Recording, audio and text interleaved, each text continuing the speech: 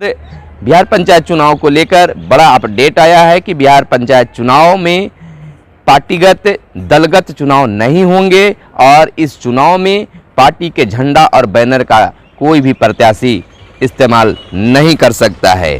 बिहार के नियोजित शिक्षकों को लेकर एक बड़ी खबर। अब बिहार के नियोजित टीचर्स ट्रेनिंग कॉलेज के बन सकते हैं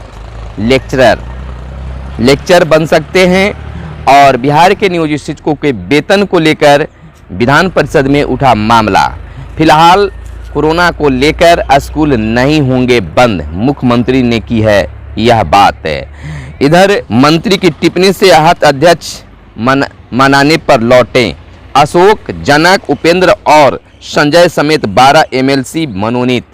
उपेंद्र कुशवाहा को भी मिला खास जगह। कोरोना की दूसरी लहर को तुरंत रोकना होगा। पीएम के साथ सभी सीएम का हुआ बैठक। डीएलएड विशेष परीक्षा 6 से 10 अप्रैल तक होगी। और इधर बिहार में पंचायत चुनाव को लेकर सभी प्रत्याशियों का अभी फिलहाल इंतजार है। भूखंडों को यूनिक नंबर देने वाला बिहार 7वां राज्य। एनपीए कुल लोन 13.37%। कोरोना संक्रमण की रोज हो रही है समीक्षा, करेंगे हम बैठक। बिहार के मुख्यमंत्री नीतीश कुमार ने दिया बड़ा बयान। स्कूल में थाना नहीं खुला तो सीएम आवास घेरेंगे तेजस्वी यादव। नौकरी के झांसे में दुबई जाकर फंसे पटना के चिंकी और राहुल। सभी जिलों में कोविड केयर सेंटर फिर से होंगे शुरू। नमस्कार, आप और मैं आपके साथ हूं सुनील बॉबी। खास कार्यक्रम सुबह सवेरे में आप तमाम लोगों का स्वागत है। सुबह सवेरे के खबरों में हम लेते हैं खबरें अखबारों के पन्नों से। अखबारों में क्या छपा है और क्या आपको जानना जरूरी है, हम बताते हैं आपको। तो सबसे पहली खबर हम लेते हैं राजनीतिक खबर। अशोक, जनक और उपेंद्र कुशवाहा व संजय समेत 12 एमएलसी मनोनीत किए गए हैं, जिसमें सभी नए विधान पार्षदों ने लिया है शपथ। जदयू और भाजपा के 6 यानी कह सकते हैं कि जदयू के तरफ से अशोक चौधरी, उपेंद्र कुशवाहा, संजय सिंह, राम बच्चन राय, संजय गांधी, ललन सफारा, जनक राम, भाजपा की तरफ से हैं जनक राम, राजेंद्र गुप्ता, देवेश कुमार, घनश्याम ठाकुर, प्रमोद कुमार, निवेदिता सिंह।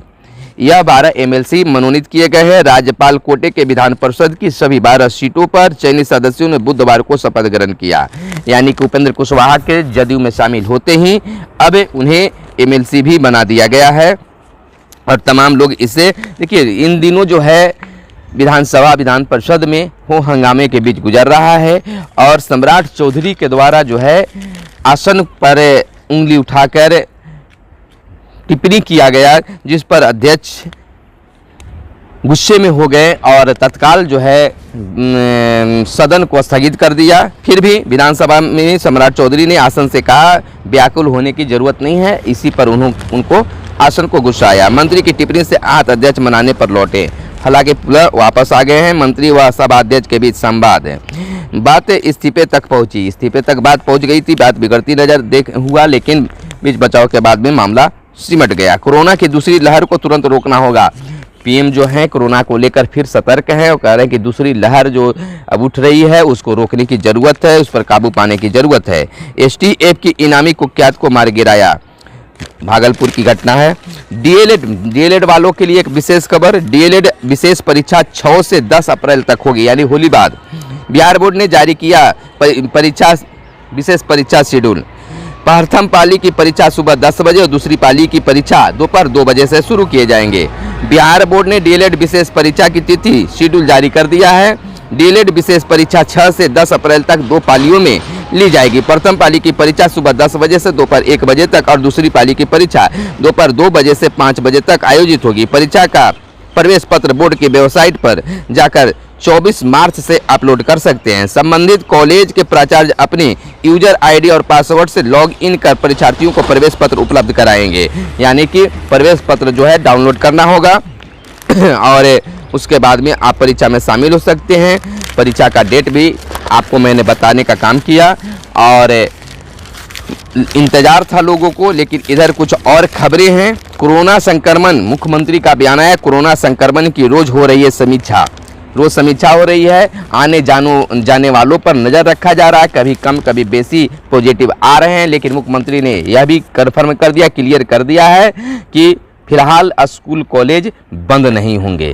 अगर स्थिति भयावह हुई तो स्कूल बंद करने का नौबत आया तो निश्चित तौर पर बंद होगा। अखबारों में एक खबर प्रकाशित हुई थी कि 22 मार्च से स्कूल बंद हो सकते हैं, लेकिन अभी इस पर कोई खास बैठक नहीं हो पाया है। मुख्यमंत्री ने बीते दिन कहा है कि 1 या 2 दिनों में खास बैठक होगी। उस बैठक में कैसे कैसे कोरोना के संबंध में अलर्ट रहने की ज़रूरत है, क्या निर्णय लेने की ज़रूरत है, इस पर 2 दिनों के बाद जो है 2 दिनों के अंदर जो है इस पर फैसला होगा।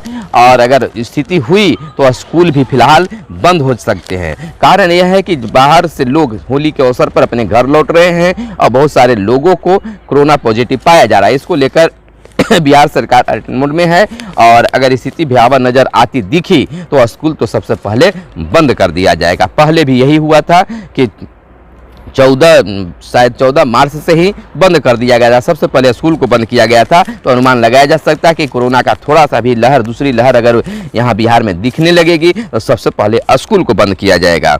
इधर भूखंडों के यूनिक नंबर देने वाला बिहार 7वां राज्य बन गया है। नई व्यवस्था सर्वे से मिलने वाले खेसरा नंबर से अलग होगा या यूनिक नंबर। योजना का पूरा होने पर जमीन विवाद की संभावना कम हो जाएगी। एनपीए कुल लोन का 13.37%। कृषि मंत्री अमरेंद्र प्रताप सिंह ने स्वीकार किया है कि सहकारी बैंकों का एनपीए उनके द्वारा वित्त रहित लोन का 13.37% है, लेकिन उन्होंने कहा है कि सहकारी बैंक पूरी तरह स्वतंत्र है और उनकी एकमुश्त जमा योजना में सरकार की कोई भूमिका नहीं है। इधर कोरोना को लेकर सरकार तो सतर्क है। मुख्यमंत्री विधान परिषद में पत्रकारों से बात कर रहे थे, उन्होंने बयान दिया अभी स्कूल कॉलेज चलेंगे, ऐसी बात कही कि मंत्री ने बात रख दी। शराबबंदी को लेकर मंत्री पर लगाए गए आरोपों को जवाब में मुख्यमंत्री ने कहा कि रामसूरत राय ने मंगलवार को ही सारी बातें रख दी है। मैंने प्रतिपक्ष के द्वारा, विपक्ष के द्वारा आरोप लगाए जा रहे हैं, जिसका जवाब भी सत्ता पक्ष के द्वारा देखने को मिल रहा है। तेजस्वी यादव के द्वारा कहा गया है कि आपने कहा था कि जिस भवन में अगर शराब पकड़े जाएंगे वहाँ थाने बना दिए जा सकते हैं। तो स्कूल में जब शराब पकड़ाया है भारी मात्रा में तो स्कूल को भी थाना बना दिया जाए। और उन्होंने कहा है कि अगर नहीं थाना बनाया गया तो हम सीएम आवास को घेरने का भी काम करेंगे। विपक्ष ने दिया विशेषाधिकार हनन का नोटिस। विधानसभा अध्यक्ष विजय कुमार सिन्हा पर टिप्पणी करने के मामले में विपक्ष ने विशेषाधिकार हनन का नोटिस दिया है। कांग्रेस के अजीत शर्मा की ओर से दिए गए प्रोविजनल नोटिस में कहा गया है कि इस घटना से आसन का अपमान हुआ है। हालांकि इस नोटिस पर फैसला सभा अध्यक्ष को ही लेना है। नौकरी के झांसे में दुबई जाकर फंसे पटना के चिंकी और पिंकी। इन दिनों देखिए मोबाइल पर बहुत सारे कॉल आते हैं, लोग बहकावे में आ जाते हैं, यानी नौकरी के झांसे में पैसा ऐंठने का भी काम किया जाता है। सभी जिलों में कोविड केयर सेंटर फिर से होंगे चालू। फिर से कोविड सेंटर चालू करने की प्लानिंग मुख्यमंत्री का है, बिहार सरकार का है और काम जारी है। और दूसरी बात यह है कि नियोजित शिक्षकों को लेकर एक बड़ी खबर आई है। खबर यह है, पिछले दिन विधान परिषद में सवाल उठा कि शिक्षक को जो है समय पर वेतन नहीं मिल पाता है, जिसमें कई लोग लापरवाही बरतते हैं। तो आखिर जब उनसे काम लिया जा रहा है तो लापरवाही क्यों? यह बिल्कुल केदारनाथ पांडे के द्वारा यह सवाल उठाया गया था, जिस पर मंत्री ने जवाब भी दिया। तो उनके द्वारा कहा गया कि इस संबंध में हमेशा सुधार किया जा रहा है और सुधार की गुंजाइश है जो जारी है। तो उम्मीद जताई जा रही है कि समय पर वेतन देने के लिए सरकार और शिक्षा विभाग भी अब सक्रिय नजर आएगी। टीचर ट्रेनिंग कॉलेजों में नियोजित शिक्षक भी बनेंगे लेक्चर। हाईकोर्ट ने 60 दिनों में रिजल्ट प्रकाशित करने का दिया है निर्देश। बिहार के सरकारी विद्यालयों में कार्यरत हड़ताधारी नियोजित शिक्षक भी अब बिहार के teachers training college DIET PTEC बाइट में व्याख्याता यानी लेक्चर के बनेंगे, व्याख्याता बनेंगे। अब नियोजित शिक्षक भी पटना उच्च न्यायालय में दायर याचिका में CWUC 2270/2019 अजय कुमार तिवारी व बनाम राज्य सरकार के द्वारा किया गया था। कोर्ट ने कहा है कि 60 दिनों के अंदर में इसको प्रकाशित किया जाए रिजल्ट, और ये जो शिक्षक हैं उनको भी मौका दिया। न्यायाधीश अनिल कुमार उपाध्याय ने आदेश दिया है कि याचिकाकर्ता की ओर से वरीय अधिवक्ता PK शाही ने शिक्षा विभाग शिक्षा सेवा समग्र नियमावली 2014 और विज्ञापन संख्या 6/2016 के अनुरूप नियोजित शिक्षकों को इस पद पर नियुक्ति हेतु वैध ठहराते हुए अपने दलील को पेश किया है, जिससे कोर्ट की भी सहमत हुआ है।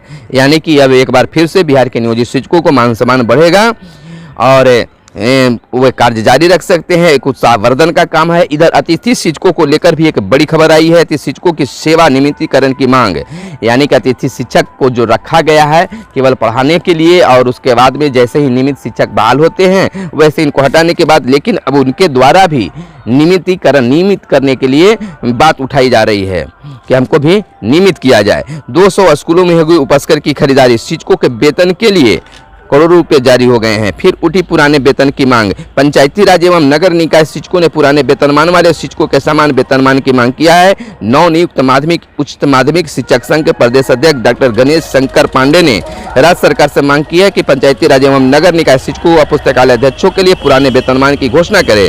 वर्तमान में तकरीबन 90% विद्यालयों में संचालन पंचायती राज एवं नगर निकाय शिक्षकों की कर रहे हैं। डॉक्टर पांडे ने कहा है कि पुराने वेतनमान की घोषणा विलंब नहीं हुई तो पंचायती राज एवं नगर निकाय शिक्षक फिर से आंदोलन करने के लिए उतरने के लिए तैयार होंगे, विवश होंगे। उच्चतर शिक्षा परिषद अधिनियम में संशोधन और डीएलएड परीक्षा के साथ में जो है स्कूल थाना नहीं खुला तो सीएम का घेराव होगा। मुंबई से गया लौटे 2 पॉजिटिव। इधर पंचायत चुनाव को लेकर भी बड़ा अपडेट आया है। इधर जो है दलगत चुनाव नहीं होगा, यह कन्फर्म हो गया है। 2 बच्चे की बाध्यता यह भी समाप्त हो गया है। लेकिन चुनाव आयोग के द्वारा कहा गया है कि पंचायत चुनाव में, बिहार पंचायत चुनाव 2021 में कोई भी प्रत्याशी किसी दल के झंडा और बैनर का उपयोग नहीं करेंगे। कारण क्योंकि दलगत चुनाव नहीं हो रहा है, तो इस तरह से पार्टी के द्वारा सपोर्ट लिया जा सकता है, लेकिन झंडे और बैनर का प्रयोग पंचायत चुनाव में नहीं किया जा रहा है। अगर ऐसा करते हुए अगर लोग पकड़े जाते हैं, संदेह होता है तो उन पर कानूनी कार्रवाई होगी। हो सकता है कि उनकी पात्रता जो है रद्द कर दी जाए। तो यह था आज की खास खबर, आपके लिए हम लेकर आए थे चुनकर, और आपको यह जानना बहुत ज़रूरी था। वीडियो अगर पसंद आया हो तो निश्चित तौर पर लाइक जरूर कर देंगे, क्योंकि आपका लाइक ही हमें उत्साहित करता है। फिलहाल हमें दीजिए इजाज़त। धन्यवाद। जय हिंद, जय भारत, वंदे मातरम।